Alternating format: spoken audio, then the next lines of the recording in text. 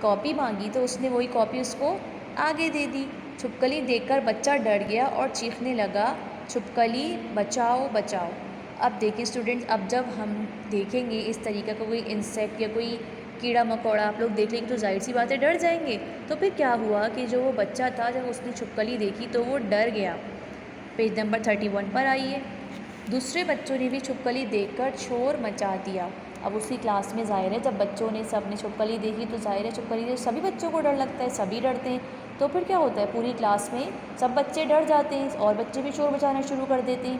استانی صاحبہ نے چھپکلی کو غور سے دیکھا اور ساری بات ان کی سمجھ میں آ گئی۔ کیا ہوا کہ جب ان کی کلاس کی ٹیچر نے، عابد کی ٹیچر نے اس چھپکلی کو غور سے دیکھتی ہیں تو ان کی بات کیا ہوتی ہے، ساری بات سمجھ میں ان کے آ جاتی ہے۔ انہوں نے طلبہ کو سمجھاتے ہوئے ایک حدیث سنائی۔ کیا حدیث سناتی ہے ان کے ٹیچر؟ کسی مسلمان کے لیے یہ مناسب نہیں کہ وہ دوسرے مسلمان کو ڈرائے۔ ہم سب کیا ہیں، مسلمان ہیں، اشرف المخلوقات ہیں۔ تو اب یہ حدیث دیکھیے، اس حدیث میں ہمیں کیا سمجھایا جا رہا ہے جو ان کے ٹیچر نے ان کو سنائی تھی؟ کسی مسلمان کے لیے یہ بات مناسب نہیں، یعنی یہ بات اس کے لیے بالکل صحیح نہیں کہ وہ کسی دوسرے مسلمان کو ڈرائے۔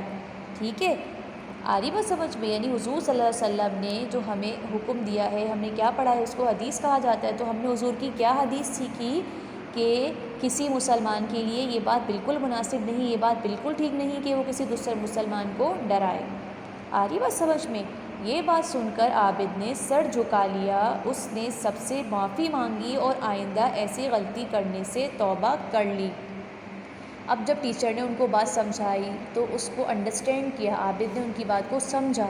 تو ان کی بات کو سمجھنے کے بعد عابد نے کیا کیا، اس نے سب سے معافی مانگی اور آئندہ یعنی نیکسٹ ٹائم ایسی غلطی کرنے سے اس نے کیا کری، اس نے توبہ کر لی۔ یعنی اس نے کیا توبہ کری کہ وہ آئندہ ایسی غلطی نہیں کرے گا، ایسی شرارت وہ آئندہ نہیں کرے گا۔